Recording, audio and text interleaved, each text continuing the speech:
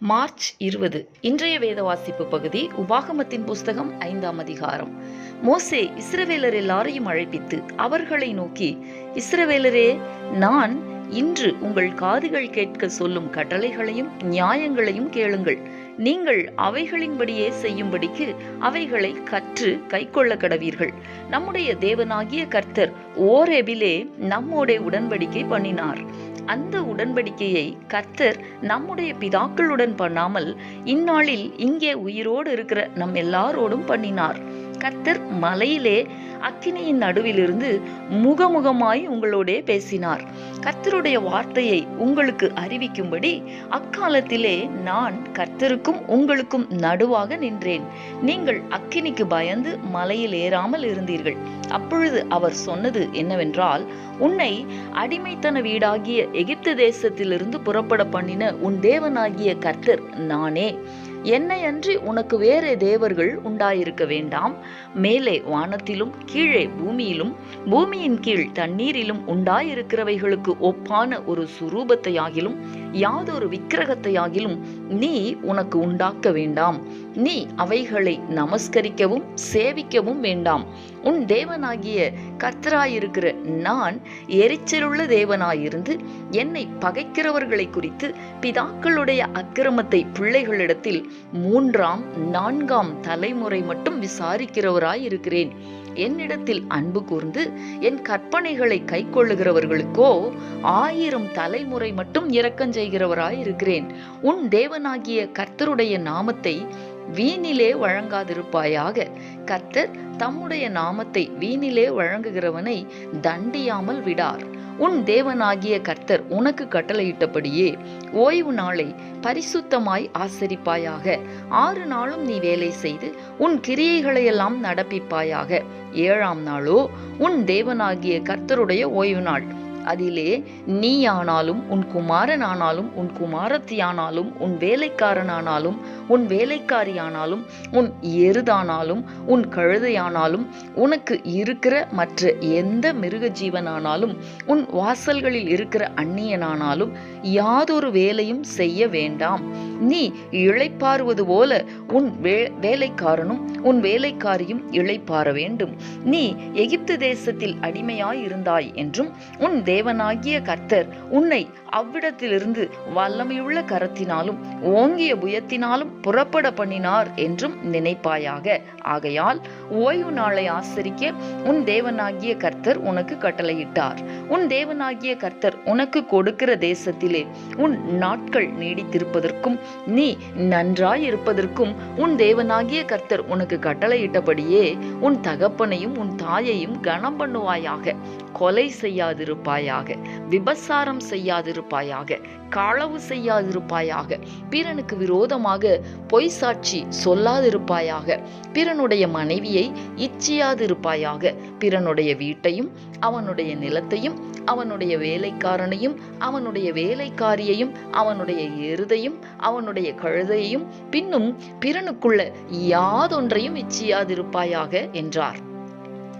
இந்த வார்த்தைகளை கர்த்தர் மலையிலே அக்கினியிலும் மேகத்திலும் காரிருளிலும் இருந்து உங்கள் சபையார் எல்லாரோடும் மகா சத்தத்துடனே சொன்னார்.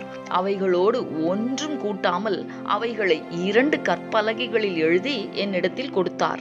மலை அக்கினியாய் எரிகையில் இருளின் நடுவிலிருந்து உண்டான சத்தத்தை நீங்கள் கேட்டபோது கோத்திர தலைவரும் மூப்பருமாகிய நீங்கள் எல்லாரும் என்னிடத்தில் வந்து, இதோ நம்முடைய தேவனாகிய கர்த்தர் நமக்கு தம்முடைய மகிமையையும் தம்முடைய மகத்துவத்தையும் காண்பித்தார். அக்கினியின் நடுவிலிருந்து உண்டான அவருடைய சத்தத்தையும் கேட்டோம். தேவன் மனுஷனோடே பேசியும் அவன் உயிரோடு இருக்கிறதை இந்நாளிலே கண்டோம். இப்பொழுது நாங்கள் சாவானேன்? இந்த பெரிய அக்கினி எங்களை பட்சிக்குமே.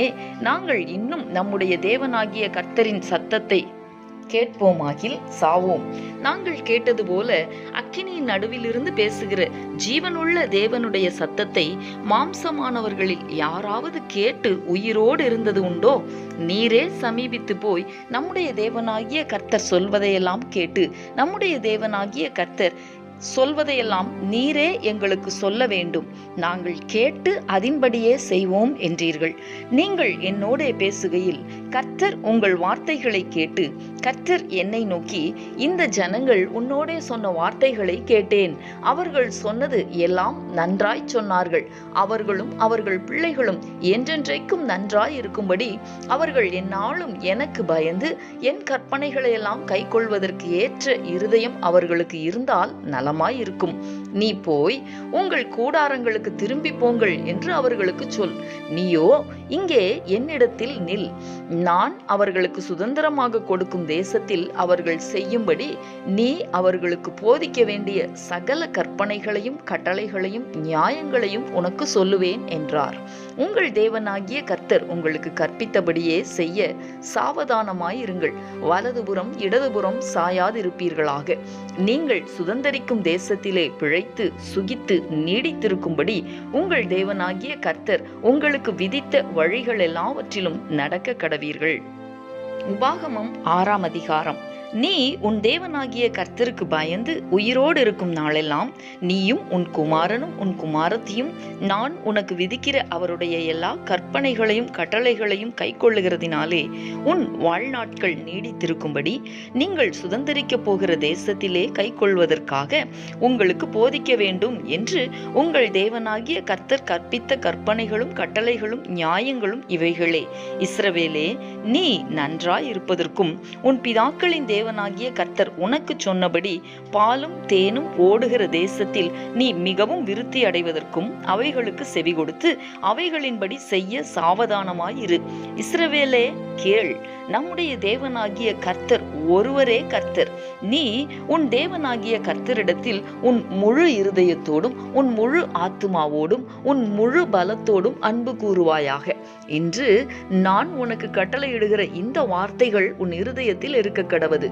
நீ அவைகளை உன் பிள்ளைகளுக்கு கருத்தாய் போதித்து நீ உன் வீட்டில் உட்கார்ந்திருக்கிற போதும் வழியில் நடக்கிற போதும் படுத்து கொள்ளுகிற போதும் எழுந்திருக்கிற போதும் அவைகளை குறித்து பேசி அவைகளை உன் கையின் மேல் அடையாளமாக கட்டிக்கொள்வாயாக.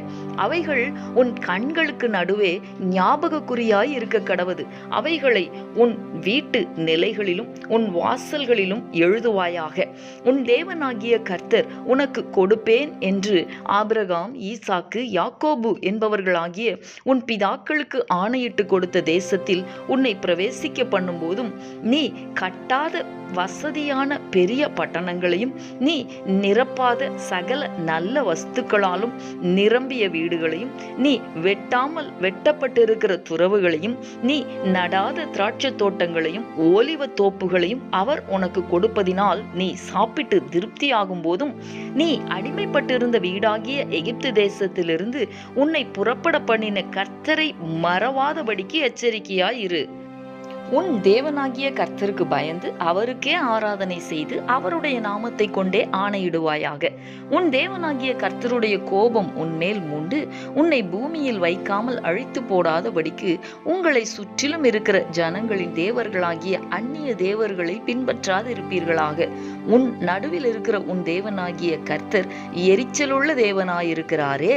நீங்கள் மாசாவிலே செய்தது போல உங்கள் தேவனாகிய கர்த்தரை பரீட்சை பாராதிருப்பீர்கள். உங்கள் தேவனாகிய கர்த்தர் உங்களுக்கு கற்பித்த அவருடைய கற்பனைகளையும் அவருடைய சாட்சிகளையும் அவருடைய கட்டளைகளையும் கருத்தாய் கைக்கொள்வீர்களாக.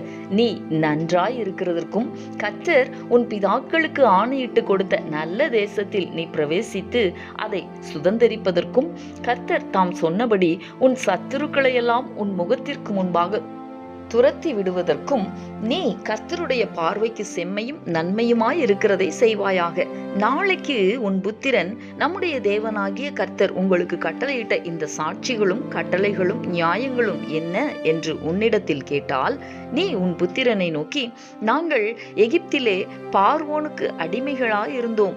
கர்த்தர் பலத்த கையினாலே எங்களை எகிப்திலிருந்து புறப்பட பண்ணினார். கர்த்தர் எங்கள் கண்களுக்கு முன்பாக எகிப்தின் மேலும் பார்வோன் மேலும் அவன் குடும்பம் அனைத்தின் மேலும் கொடிதான பெரிய அடையாளங்களையும் அற்புதங்களையும் விளங்க பண்ணி தாம் நம்முடைய பிதாக்களுக்கு ஆணையிட்டு கொடுத்த தேசத்துக்கு எங்களை அழைத்து கொண்டு போய் அதை அதை நமக்கு கொடுக்கும்படி எங்களை அவ்விடத்திலிருந்து புறப்பட பண்ணினார்.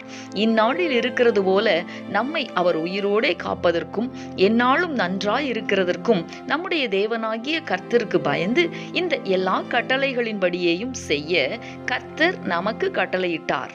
நம்முடைய தேவனாகிய கர்த்தர் நமக்கு கட்டளையிட்டபடியே நாம் அவர் சமூகத்தில் இந்த எல்லா கட்டளைகளின்படியும் செய்ய சாவதானமாய் இருந்தால் நமக்கு நீதியாயிருக்கும் என்று சொல்வாயாக. சங்கீதம் 79. தேவனே, புறஜாதியார் உமது சுதந்திரத்தில் வந்து உமது பரிசுத்த ஆலயத்தை தீட்டுப்படுத்தி எருசலேமை மண்மேடுகளாக்கினார்கள். உமது ஊழியக்காரரின் பிரேதங்களை ஆகாயத்து பறவைகளுக்கும் உமது பரிசுத்தவான்களின் மாம்சத்தை பூமியின் மிருகங்களுக்கும் இரையாக கொடுத்தார்கள். எருசலேமை சுற்றிலும் அவர்களுடைய இரத்தத்தை தண்ணீரை போல சிந்தினார்கள். அவர்களை அடக்கம் பண்ணுவாரும் இல்லை. எங்கள் அயலாருக்கு நிந்தையும் எங்கள் சுற்றுப்புறத்தாருக்கு பரியாசமும் சக்கந்தமும் ஆனோம். எதுவரைக்கும் கர்த்தாவே, நீர் என்றைக்கும் கோபமாயிருப்பீரோ? உம்முடைய எரிச்சல் அக்கினியைப் போல் எரியுமோ? உம்மை அறியாத ஜாதிகள் மேலும் உமது நாமத்தை தொழுது கொள்ளாத ராஜ்யங்கள் மேலும் உம்முடைய உக்கிரத்தை ஊற்றிவிடும். அவர்கள் யாக்கோபை பட்சித்து அவன் குடியிருப்பை பாழாக்கினார்களே. பூர்வ காலத்து அக்கிரமங்களை எங்களுக்கு விரோதமாக நினையாதேயும். உம்முடைய இரக்கங்கள் சீக்கிரமாய் எங்களுக்கு நேரிடுவதாக. நாங்கள் மிகவும் தாழ்த்தப்பட்டு போனோம். எங்களை ரட்சிக்கும் தேவனே, நீர் உமது நாமத்தின் மகிமை நிமித்தம் எங்களுக்கு உதவி செய்து உமது நாமத்தின் நிமித்தம் எங்களை விடுவித்து எங்கள் பாவங்களை நிவிர்த்தியாக்கும். அவர்களுடைய தேவன் எங்கே என்று புறஜாதிகள் சொல்வானேன்? உமது ஊழியக்காரருடைய சிந்துண்ட இரத்தத்தின் பழி வாங்குதல் ஜாதிகளுக்குள்ளே எங்கள் கண்களுக்கு முன்பாக விளங்கும்படி செய்யும். கட்டுண்டவனுடைய பெருமூச்சு உமக்கு முன்பாக வரட்டும். கொலைக்கு நியமிக்கப்பட்டவர்களை உமது புயபலத்தினால் உயிரோடே காத்தருளும். ஆண்டவரே, எங்கள் அயலார் உம்மை நிந்தித்த நிந்தையை ஏழத்தனையாக அவர்கள் மடியிலே திரும்ப பண்ணும். அப்பொழுது உம்முடைய ஜனங்களும் உம்முடைய மேய்ச்சலின் ஆடுகளும் ஆகிய நாங்கள் உம்மை என்றென்றைக்கும் புகழ்வோம். தலைமுறை தலைமுறையாக உமது துதியை சொல்லி வருவோம். மார்க்கு எழுதின சுவிசேஷம் 12ஆம் அதிகாரம் 1 முதல் 27 வரைக்கும் உள்ள வசனங்கள். பின்பு அவர் உவமைகளாய் அவர்களுக்கு சொல்லத் தொடங்கினதாவது: ஒரு மனுஷன் ஒரு திராட்சை தோட்டத்தை உண்டாக்கி அதை சுற்றிலும் வேலியடைத்து ரச தொட்டியை உண்டு பண்ணி கோபுரத்தையும் கட்டி தோட்டக்காரருக்கு அதை குத்தகையாக விட்டு புறதேசத்துக்கு போயிருந்தான். தோட்டக்காரரிடத்தில் திராட்சை தோட்டத்து கனிகளில் தன் பாகத்தை வாங்கி கொண்டு வரும்படி பருவ காலத்திலே அவர்களிடத்தில் ஒரு ஊழியக்காரனை அனுப்பினான். அவர்கள் அவனை பிடித்து அடித்து வெறுமையாய் அனுப்பிவிட்டார்கள். பின்பு வேறொரு ஊழியக்காரனை அவர்களிடத்தில் அனுப்பினான். அவர்கள் அவன் மேல் கல்லெறிந்து தலையிலே காயப்படுத்தி அவமானப்படுத்தி அனுப்பிவிட்டார்கள். மறுபடியும் வேறொருவனை அனுப்பினான். அவனை அவர்கள் கொலை செய்தார்கள். வேறு அநேகரையும் அனுப்பினான். அவர்களில் சிலரை அடித்து சிலரை கொன்று போட்டார்கள். அவனுக்கு பிரியமான ஒரே குமாரன் இருந்தான்.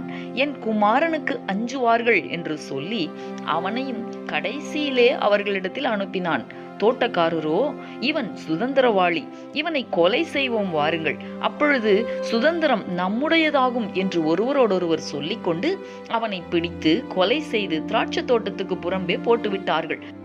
அப்படி இருக்க திராட்சை தோட்டத்துக்கு எஜமான் என்ன செய்வான்? அவன் வந்து அந்த தோட்டக்காரரை சங்கரித்து திராட்சை தோட்டத்தை மற்றவர்களுக்கு ஒப்பு கொடுப்பான் அல்லவா?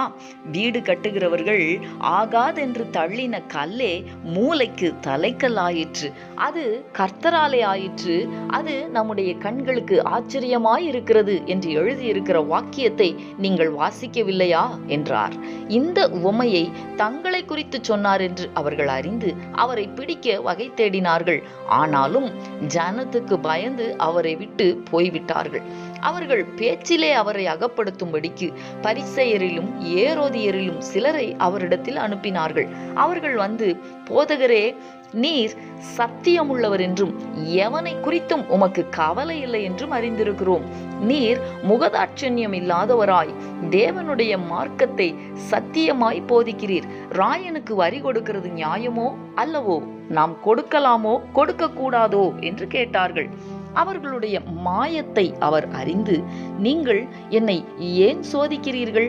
நான் பார்க்கும்படிக்கு ஒரு பணத்தை என்னிடத்தில் கொண்டு வாருங்கள் என்றார். அவர்கள் அதை கொண்டு வந்தார்கள். அப்பொழுது அவர், இந்த சுரூபமும் மேலெழுத்தும் யாருடையது என்று கேட்டார். ராயனுடையது என்றார்கள். அதற்கு இயேசு, ராயனுடையதை ராயனுக்கும் தேவனுடையதை தேவனுக்கும் செலுத்துங்கள் என்றார். அவர்கள் அவரை குறித்து ஆச்சரியப்பட்டார்கள். உயிர்த்தெழுதல் இல்லை என்று சாதிக்கிற சதுசேயர் அவரிடத்தில் வந்து, போதகரே, ஒருவனுடைய சகோதரன் சந்தானமில்லாமல் தன் மனைவியை விட்டு இறந்து போனால் அவனுடைய சகோதரன் அவன் மனைவியை விவாகம் பண்ணி தன் சகோதரனுக்கு சந்தானம் உண்டாக்க வேண்டும் என்று மோசே எங்களுக்கு எழுதி வைத்திருக்கிறாரே. இப்படி இருக்க 7 பேர் சகோதரர் இருந்தார்கள். மூத்தவன் ஒரு பெண்ணை விவாகம் பண்ணி சந்தானமில்லாமல் இறந்து போனான். 2ஆம் சகோதரன் அவளை விவாகம் பண்ணி அவனும் சந்தானம் இல்லாமல் இறந்து போனான். 3ஆம் சகோதரனும் அப்படியே ஆனான். 7 பேரும் அவளை விவாகம் பண்ணி சந்தானம் இல்லாமல் இறந்து போனார்கள்.